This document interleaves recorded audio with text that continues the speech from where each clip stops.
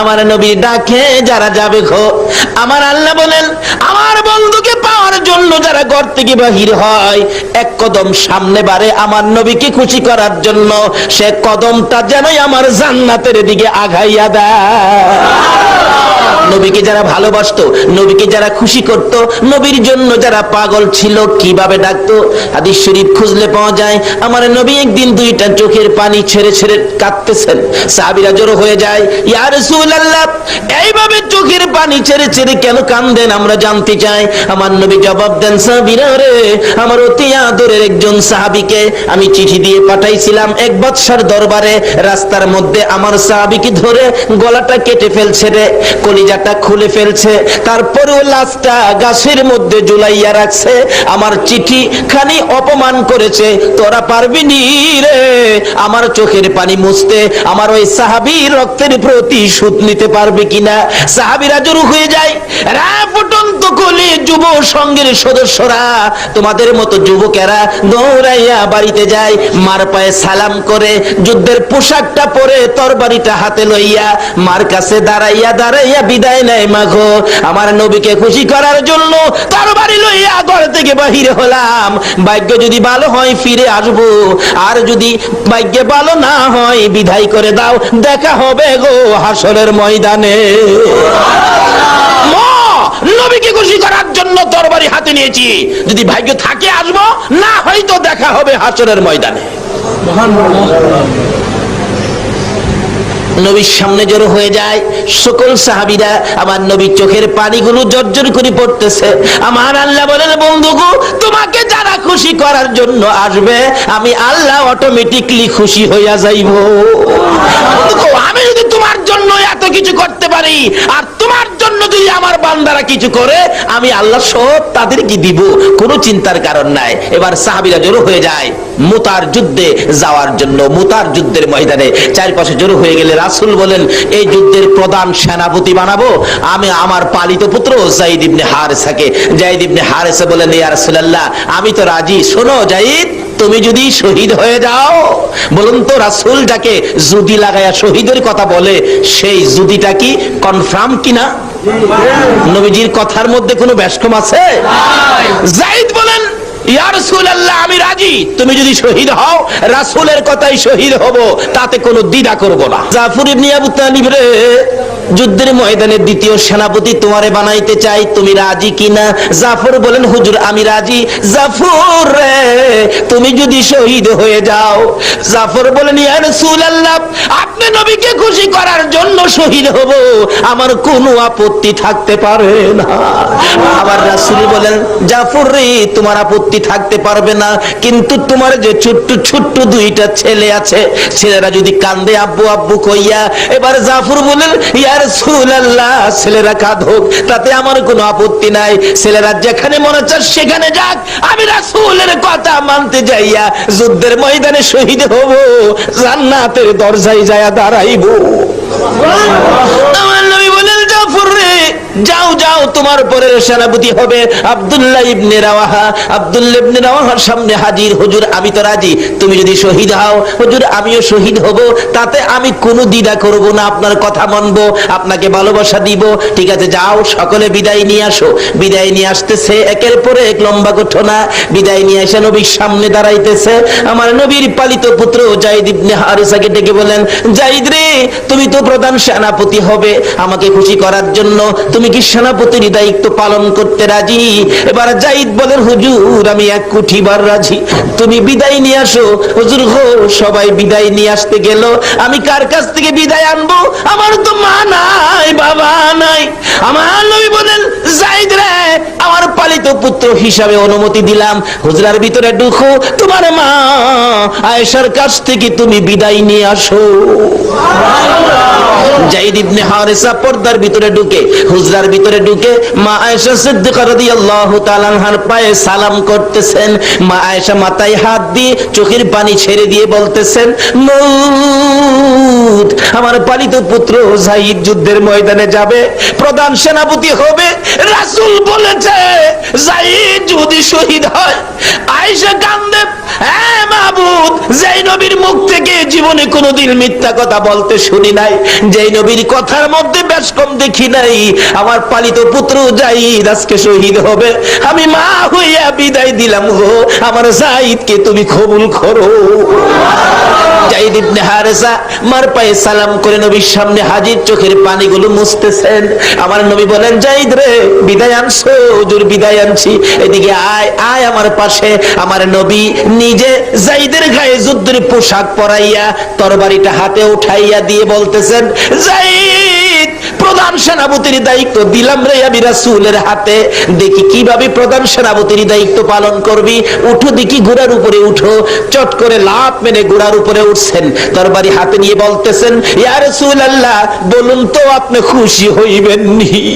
জীবন দিতে যায়, জিজ্ঞেস করে আপনি খুশি হবেননি?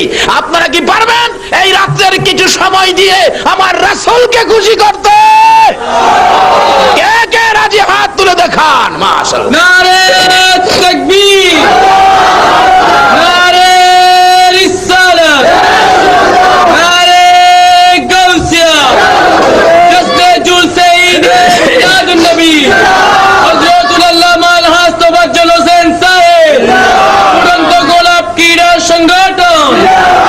ছেড়ে দে নৌকা মাঝি, যাব মদিনায়, ছেড়ে দে নৌকা মাঝি, যাব মদিনায়, মদিনাতে কান্দে নবী উম্মতের মায়ায়, মদিনাতে কান্দে নবী উম্মতের মায়ায়, ছেড়ে দে নৌকা মাঝি, যাব মদিনায়, ছেড়ে দে নৌকা মাঝি, যাব মদিনায়, নবী মদিনাতে আছে শুইয়া, গুনাহগার উম্মতের মায়া, মদিনাতে আছে শুইয়া, গুনাহগার উম্মতের মায়া, সেই নবীরই প্রেমে সবাই পাগল হও না, সেই নবীরই প্রেমে সবাই পাগল হও না, ছেড়ে দে নৌকা মাঝি, যাব মদিনা, ছেড়ে দে নৌকা মাঝি, যাব মদিনা, ছেড়ে দে নৌকা মাঝি,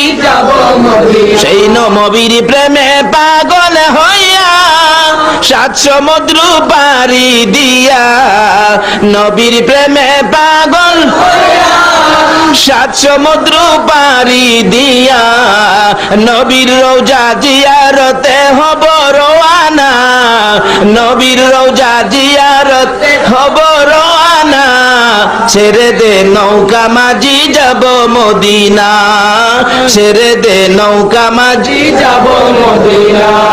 ভাই সাহেব, কষ্ট হইতেছে আপনাদের? সাহাবীরা জীবন দিত নবীর জন্য, আমরা কি একটা রাত্র দিতে পারবো না? নবী খুশি হবে না বেজার হবে? বলে, হুজুর, আমরা রাতের খবর কি নবী পাইব? আসল কি নবীজি মদিনায় আছে কিনা বলুন তো? এখন সজাগ না ঘুমো? আপনারা কে কে কি করতেছেন নবী দেখতেছে কিনা? সমস্ত ঠিকানা CSR আর খতিয়ান সহ আমার নবী দেখে। তাহলে এখন নবী খুশি হবে না বেজার হবে? আল্লাহ বলবেন, বন্ধু গো, এরা কি তোমার পাগল? আমার রাসূল রওজা পাক থেকে এখন আর বসে না, শোয়া না, এখন বসে গেছে। আল্লাহ বলেন, আমার বন্ধু রওজারে পর্দাগুলো উঠাইয়া দাও। রাসূল এখন বাংলাদেশের দিকে তাকিয়ে আছে। এই ফুটন্ত কলি সোনার ছেলেদের আয়োজনের এই মাহফিলের দিকে তাকিয়ে রাসূল দুইটা হাত বাড়ায় ডাকতেছে, প্রভু গো, আমার এই পাগলদেরকে কি তুমি মাপ দিবা না? আমার আল্লাহ বলতেছেন, বন্ধু গো, যাদের জন্য তুমি মাপ চাও, এটা কি আমি ফিরাইতে পারি? যাও, তোমার চাওয়া মাফ আমি কবুল করে নিলাম। জোরে জোরে কোন সুবহানাল্লাহ। এই মাপ রাসূল যদি আমাদের জন্য আল্লাহর দরবারে দরখাস্ত করে মাপের জন্য, আল্লাহ মাফ করে দিবে। এই মাপ পাইছি কিনা এটাও তো বোঝা দরকার। ভাই সাহেব, মিথ্যা কথা কইেন না। মাপ পায়া থাকলে মনটা শান্তি লাগবে, ভালো লাগবে, বসে থাকতে ইচ্ছা করবে। এখন কি আপনাদের অশান্তি লাগে নাকি শান্তি লাগে? বসে থাকতে ইচ্ছা হয় না? বাসায় যাইবেন গা? আচ্ছা, কে কে বাসায় যাইবেন গা একটু হাত তুলে দেখান। কবি বলেন, ইয়ে হাম সব মুসাফির হ্যায়, वही आखिर ठिकाना, कोई आगे रोआना है, कोई पीछे रोआना। ঠিকানা। আমরা যেখানে আছি, যেই যত মজবুত করে বিল্ডিং বানান না কেন, আল্লাহ বলে এটা মুসাফির খানা। বানাইতেছো তুমি কতদিন থাকবে? তোমার পরের হেরা আইতেছে। বলে হুজুর কোন কি বাস্তবে নিবেন? আসেন, যাদের 4 বছরের বাচ্চা আছে, 3.5 বছর 4.5 বছরের বাচ্চা আছে, আজকে রাত্রে ঘুমের থেকে উঠাইয়া 5 তলা বিল্ডিং করছেন তো, ঘুম থেকে উঠাইয়া ডাইকা টাইনা কুলে উঠাইয়া বলবেন, আব্বু বলো তো এই বিল্ডিংটা কার? দেখবেন বাচ্চাটা আপনার কুলে থেকে বলবে বিল্ডিং আমার। বলো তো এই সেগুন কাঠের বক্স খাট এটা কার? দেখবেন বাচ্চা বলবে আমার। আপনি বললেন, হ্যাঁ বেটা আমার রোজগারের পয়সা দিয়ে বানাইলাম বিল্ডিং, খাট পালং ফার্নিচার, তোর হইলো কিভাবে? বাচ্চা দেখবেন আপনার কোলে থেকেই বলবে, ও আমার দি। এটা প্রমাণ করেন।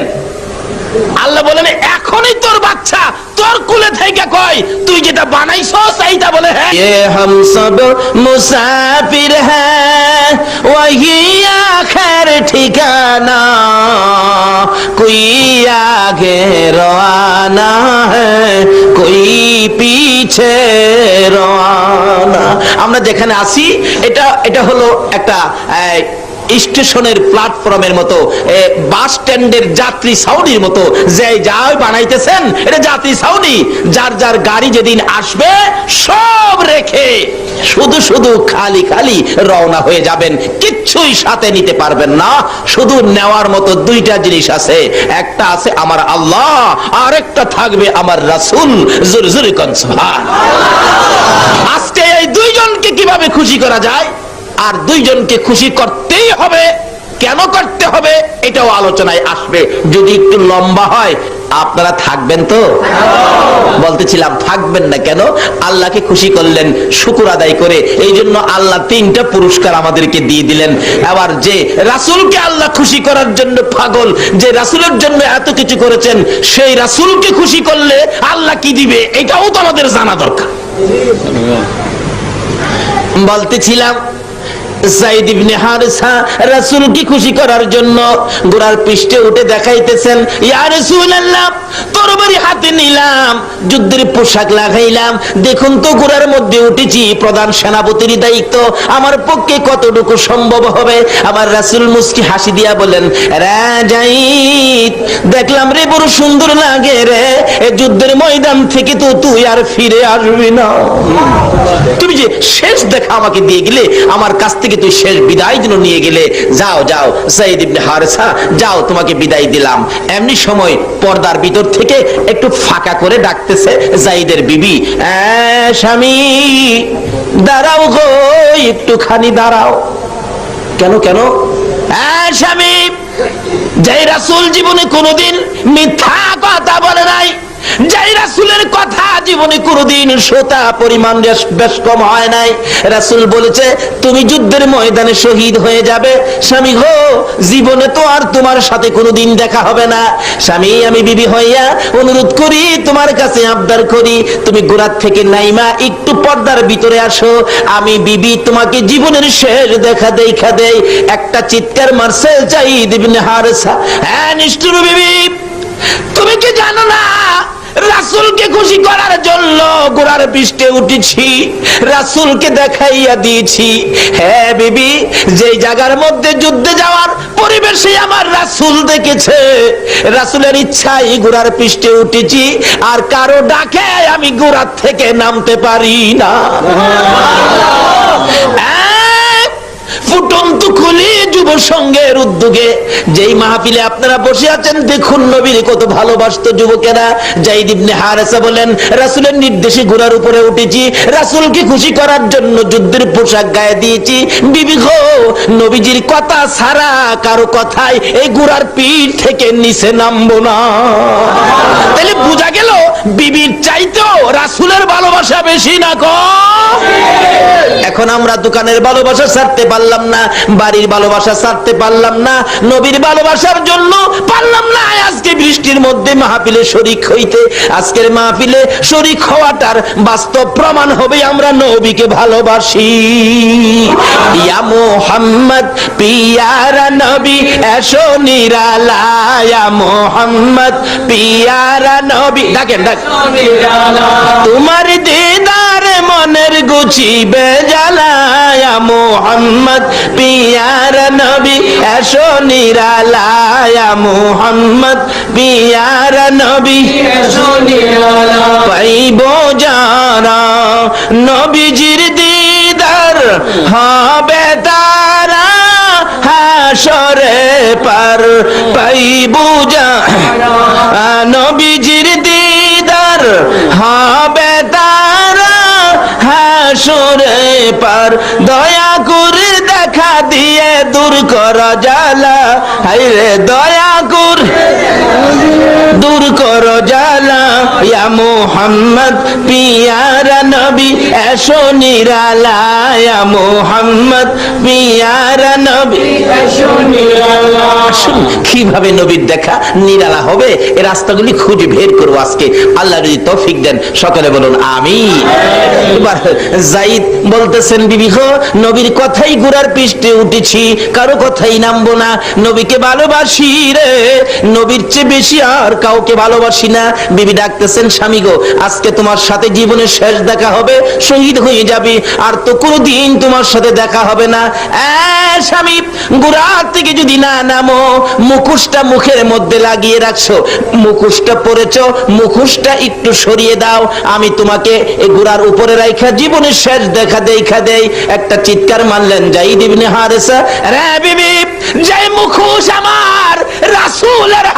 আল্লাহ যে আপনাদেরকে কবুল করেছেন, বাস্তব পক্ষে শুকরিয়ার ব্যাপার, আল্লাহ আমাদেরকে কবুল করেছেন। একটু সময়, একটা রাত্রে, কালকে আর আপনাকে বলা হবে না, কাজী আপনার ভাগ্য ভালো হবে। কি ভালো হবে?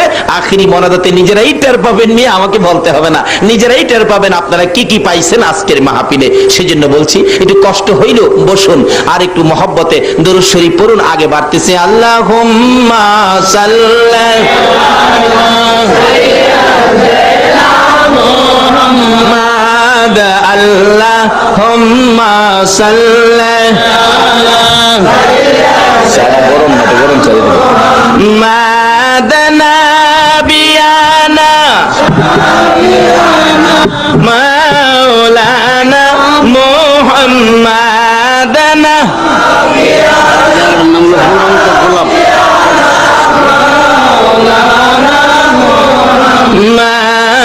আল্লাহুম্মা সাল্লি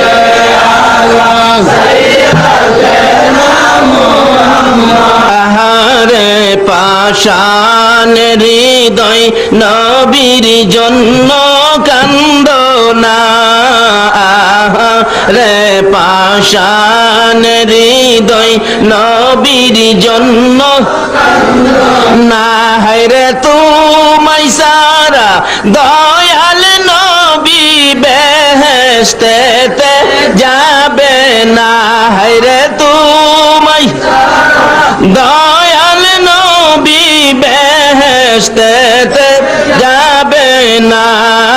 আল্লাহুম্মা সাল্লি আলা সাইয়্যিদিনা মুহাম্মাদ, আল্লাহুম্মা সাল্লি আলা সাইয়্যিদিনা মুহাম্মাদ, আল্লাহুম্মা সাল্লি মাদানা বিয়ানা মাওলানা মুহাম্মাদানা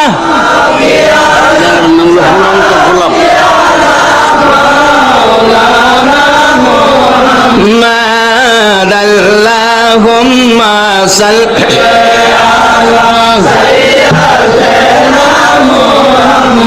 আহারে পাষাণ হৃদয় নবীর জন্য কান্দ না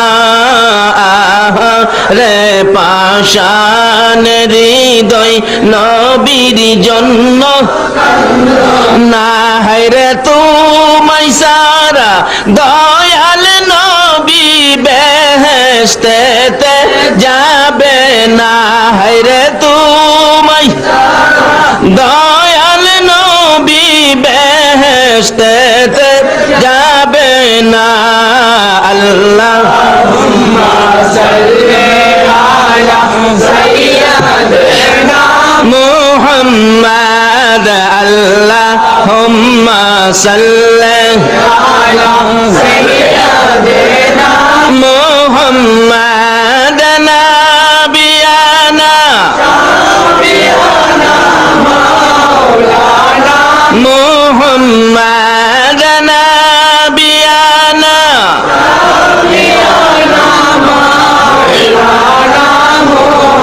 বালাগাল উলা বিকামালিহি কাশাফাদ দুজা বিজামালিহি আসনাত জামিউ খিসালিহি সাল্লাল্লাহু আলাইহি। বলতেছিলাম নবীকে খুশি করার জন্য যাই তৈর হয়ে যায়, দুনিয়ার কারো কথা মানতে রাজি না, নবীর কথাই মানবো। কেন? নবীকে বিবি পাশে দাঁড়াইয়া বলেন, স্বামী গো, অন্যদিন কোথাও গেলে বাচ্চাদের মাথায় হাত বোলান, বাচ্চার দুই গালে চুমা দেন, বাচ্চাদেরকে আদর করে জিজ্ঞেস করেন কি আনবো, কি খাইবা, কি তোমাদের দরকার। আজকে কেন বাচ্চাদের দিকে